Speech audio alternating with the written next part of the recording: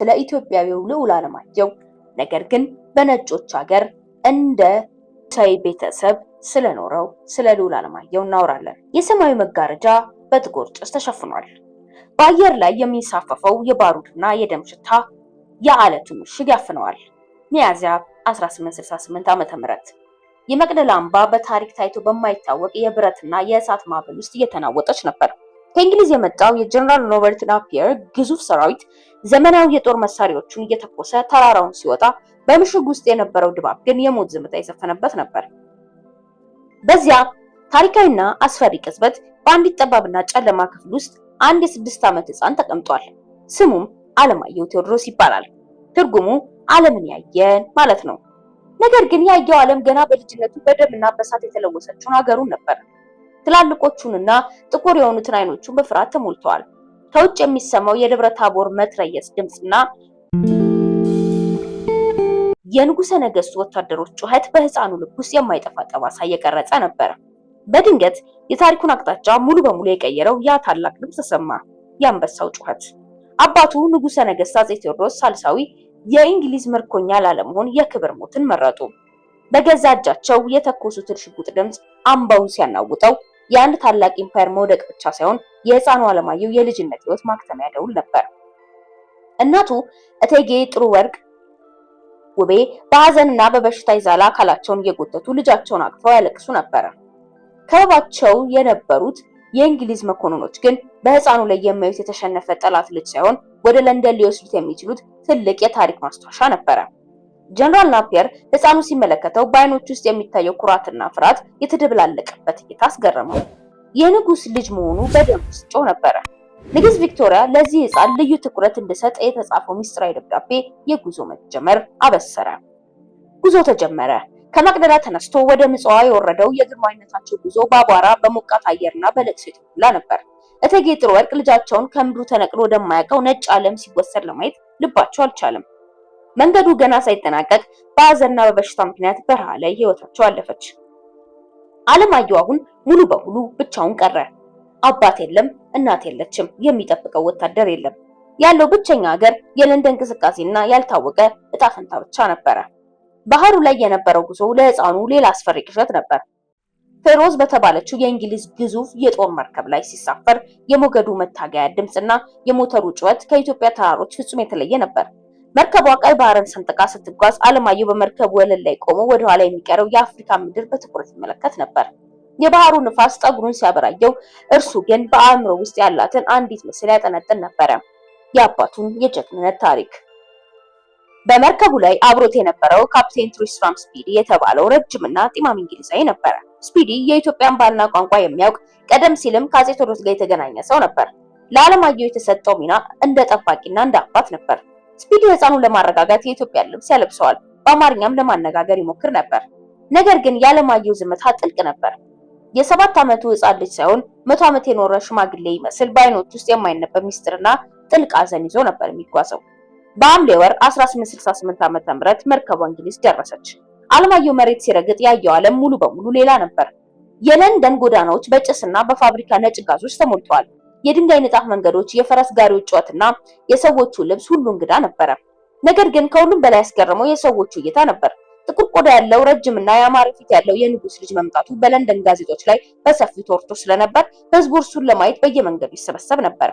ብዙም ሳይቆይ ዓለማየሁ ወደ ዊንድሶር ቤተመንግስት ተወሰደ። እዚያም በዓለም ላይ ካሉት እጅግ ኃያል ሴቶች አንዷ የሆነችው ንግሥት ቪክቶሪያ ለመጀመሪያ ጊዜ ተገናኘ። የቤተ መንግስቱ አዳራሾች በወርቅ በክሪስታል መብራቶችና በትላልቅ ምንጣፎች የተሸለሙ ነበሩ። ንግስቲቱ በትረ መንግስቷን ይዛ በዙፋኗ ላይ ተቀምጣ ስትጠብቀው፣ ዓለማየሁ ግን አልተንበረከከም። በአባቱ ቤተ መንግስት የተማረውን ክብር ይዞ ቀና ብሎ አይኖቿን ተመለከተ። ንግሥት ቪክቶሪያ በሕፃኑ ውበትና ግርማ ሞገስ ወዲያውኑ ተማረከች። በማስታወሻ ደብተሯ ላይ እንዲህ ስትል ጽፋ ነበር። በጣም የሚያምር ረጅም ጥቁርና ትልልቅ አይኖች ያሉት የሐዘን ስሜት የሚታይበት ልጅ ነው። ምንም እንኳን የ7 ዓመት ሕፃን ቢሆንም የንጉሣዊ ቤተሰብ አባል መሆኑን የሚያሳይ ክብር አለው። እጣ ፈንታው ልቤን ነክቶታል። ንግስቲቱ ለዓለማየሁ ልዩ ፍቅር አሳየች። እርሷ የራሷን ልጅ አድርጋ ለመንከባከብም ወሰነች። የገንዘብ ድጎማ አደረገችለት። ምርጥ ትምህርት ቤት እንዲያገኝም አዘዘች። ነገር ግን ከዚህ ሁሉ እንክብካቤ በስተጀርባ ሌላ የፖለቲካ ሳይኮሎጂ ነበረ። የእንግሊዝ መንግስት የቴዎድሮስን ልጅ በጥሩ ሁኔታ በማሳደግ አፍሪካን የማሰልጠንና የሰለጠነ ክርስቲያን መሪ የማድረግ ህልማቸው በእርሱ ላይ መሞከር ይፈልጉ ነበር። አለማየሁ ግን የቪክቶሪያን ቤተመንግስት እንደ ቤት ሳይሆን እንደ ወርቅ ቤት የተሰራ የቅንጦት እስር ቤት ነበር የሚያየው። አለማየሁ በብሪታንያ ከፍተኛ የህብረተሰብ ክፍል ውስጥ መኖር ጀመረ። ስሙ ፕሪንስ አለማየሁ ተባለ። የለንደን መኳንንት፣ ሎርዶችና ሌዲዎች እርሱን በየግብዣቸው መጋበዝ ትልቅ ክብር አድርገውት ነበር። የሚለብሰውን ልብስ ቀየሩት። የኢትዮጵያን ነጭ ኩታና ቀሚስ አስወልገው የእንግሊዝ መኳንንት የሚለብሱትን ጥጥ ኮት፣ ከረባትና ከፍተኛ ኮፍያ አደረጉለት። ነገር ግን ይህ ውጫዊ ለውጥ የውስጡ ማንነት ሊቀይረው አልቻለም። ካፕቴን ስፒድ እና ባለቤቱ ህፃኑን ወደ ተለያየ ቦታ ይወስዱት ነበር። በእነዚህ ጉዞዎች ላይ አለማየሁ የእንግሊዝን ኑሮ ይለምድ ዘንድ ግፊት ይደረግበት ነበር። ነገር ግን እርሱ አሁንም ዝምተኛ ነበር። ከእንግሊዝ ልጆች ጋር ሲጫወት እንኳን ሁልጊዜም የተለየና የራቀ ስሜት ነበረው። የቪክቶሪያ ዘመን እንግሊዝ በስነ ስርዓት በጥብቅ ህጎችና በክላስ የተከፋፈለች ማህበረሰብ ነበረች። አለማየሁ በዚህ ሁሉ መሃል የራሱን ማንነት ለመፈለግ ይሞክር ነበር። በየቀኑ ጠዋት መስታወት ፊት ሲቆም የሚያየው ምስል ግራ ያጋባው ነበር። ቆዳው ጥቁር ነው፣ በዙሪያ ያሉት ግን ነጮች ናቸው። የሚነገረው ቋንቋ ቀስ በቀስ እየጠፋበት መጣ። አማርኛውን እየረሳው በእንግሊዝኛ የላቀ አክሰንት መናገር ጀመረ። ይህ የስነ ልቦና ጦርነት በህፃኑ ውስጥ ትልቅ ቀውስ ፈጠረ። በአንድ በኩል የእንግሊዝ ንጉሳዊ ቤተሰብ አባል ነው፣ በሌላ በኩል ደግሞ አገሩ የተበዘበዘችና አባቱ የተገደለበት ምርኮኛ ነው። ይህ ድርብ ማንነት አለማየሁን በየቀኑ በውስጡ ይበላው ነበር። ሉላ አለማየሁም በንግስት ቪክቶሪያ ትዕዛዝ ወደ ቼልተንሃም ኮሌጅ እና ሩግቢ ትምህርት ቤት ተላከ። እነዚህ ተቋማት የብሪታንያን ኢምፓየር የሚያስተዳድሩ መሪዎች የሚማሩበት ጥብቅ ስፍራዎች ነበሩ። ስለሱ የኢትዮጵያ ልዑል ግን የሩግቢ ቆይታው ገሃነም ነበረ። የእንግሊዝ ሎርዶች ልጆች ስውር የዘረኝነት ስድብ ያደርሱበት ነበረ። በሩግቢ ጨዋታም ሆን ብለው ይገፉት ነበር። እርሱ ግን የአባቱን ስም ላለማስደፈር ህመሙን ዋጠ። በአስተማሪዎች መዝገብ ላይ በትምህርት ላይ እንደሚያተኩርና በመስኮት ወደ ሩቅ ሰማይ እያየ እንደሚተክስ ተመዝግቧል። እርሱ የሚያየው ግን የመቅደላን ፀሐይና ተራሮች ነበር። የአለማየሁ ብቸኛ መጠጊያ ካፕቴን ስፒዲ ነበር። ይሁን እንጂ የእንግሊዝ መንግስት አለማየሁ ሙሉ በሙሉ እንግሊዛዊ እንዲሆን በማሰብ ከኢትዮጵያ ጋር ያለውን ግንኙነት ለመቁረጥ ካፕቴን ስፒድን ወደ ህንድ አዛወረው። ያለ አፍቃሪ ጠባቂ በለንደን ብርድ የተወው ይህ ውሳኔ ልዑሉን ለከፍተኛ የጭንቀት በሽታ አዳረገው። ምግብ መብላት አቆመ፣ ክብደቱም ቀነሰ። በመቀጠልም ወደ ሳንደርኸርስት ወታደራዊ አካዳሚ እንዲገባ ቢደረግም የጦር ሰፈሩ ድባብና የጠመንጃው ድምጽ የመቅደላን እልቂት አእምሮ ላይ ስለቀሰቀሰበት አካሉና ነፍሱ ከቀን ወደ ቀን እየደከሙ መጡ። እንደ አውሮፓውያን አቆጣጠር በ1879 አለማየሁ የ18 ዓመት ወጣት እያለ ወደ ሊድስ ከተማ ተዛውሮ ከግል አስተማሪው ፕሮፌሰር ሲሪል ራንሰም ጋር መኖር ጀመረ። በጥቅምት ወር ላይ ከባድ የሳምባ ምች በሽታ የያዘው ሲሆን ከስነ ልቦና ስቃዩ መገላገልን መርጦ ስለነበር መድኃኒት መውሰድ እምቢ አለ። በአልጋ ላይ ሆኖ በትኩሳት ሲቃዥ የረሳው የመሰለው የአፍ መፍቻ ቋንቋ ተመልሶ መጣና በአማርኛ ውሰዱኝ ወደ ሀገሬ ውሰዱኝ፣ አባቴ እየጠራኝ ነው፣ የመቅደላ ተራሮች እያለ ይጮህ ነበር። በህዳር 14 ቀን 1879 ዓመተ ምህረት ልዑል አለማየሁ በባዕድ ምድር ህይወቱ አለፈች። ንግስት ቪክቶሪያ በሞቱ በጣም አዝና ማስታወሻ ላይ ምስኪን ልጅ አሁን አረፈ ስትል ጻፈች። ንግስቲቱ አለማየሁ በዊንሶር በሚገኘው የቅዱስ ጊዮርጊስ ጸሎት ቤት በክብር እንዲቀበር አዘዘች። በህይወቱ ሙሉ ወደ ሀገሩ ለመመለስ የለመነው ልጅ በሞቱም በብሪታንያ ምድር ውስጥ አስቀሩት። መቃብሩ ከተዘጋ በኋላም ቢሆን በምሽት ከመቃብሩ አቅራቢያ አሳዛኝ አማርኛ እንጉርጉሮ ይሰማ እንደነበር የቤተ መንግስቱ ጠባቂዎች ያስተውሉ ነበር። ይህም የአለማየሁ ታሪክ ከሞቱ በኋላም የሚቀጥል የታሪክ ጦርነትና ሚስጥር ይዞ መሄዱን ማሳያ ሆነ። በለንደን ቤተ መንግስት የቅዱስ ጊዮርጊስ ጸሎት ቤት ውስጥ ልዑል አለማየሁ የኢትዮጵያ የአፄ ቴዎድሮስ ልጅ የሚል የነሐስ ጽላት ይገኛል። በየዓመቱ በህዳር ወር አጋማሽ ላይ በቤተ ክርስቲያኑ ውስጥ አገሬ መቅደላ የሚል ልብ የሚሰነጥቅ የአማርኛ የናፍቆት እንጉርጉሮ እንደሚሰማ ይነገራል። በእንግሊዝ የፖለቲካ ክበቦች ውስጥ የቴዎድሮስ ልጅ ጉዳይ ሁልጊዜም የህሊና ቁስል ሲሆን በ20ኛው ክፍለ ዘመን የተገኙ ሚስጥራዊ የሕክምናና የፖሊስ ሰነዶች እንደሚያሳዩት ልዑሉ በህይወት በነበረበት የመጨረሻ ዓመት ላይ በእንግሊዝ የደህንነት መኮንኖች ጥብቅ ክትትል ይደረግበት ነበረ። ወደ 21ኛው ክፍለ ዘመን ሲሻገር የልዑሉ ታሪክ የቅኝ ግዛት ዘመን የማንነት ስርቆት ተምሳሌት ሆነ።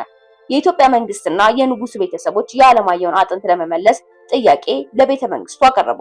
ሆኖም ቤተ መንግስቱ ልዑሉ የተቀበረው በጋራ መቃብር ውስጥ በመሆኑ የእርሱን አጥንት ለመለየት መቃብሩ መቆፈር የሌሎች የንጉሳውያን አባላት መቃብር ያውካል የሚል ጥያቄው ውድቅ አደረገው።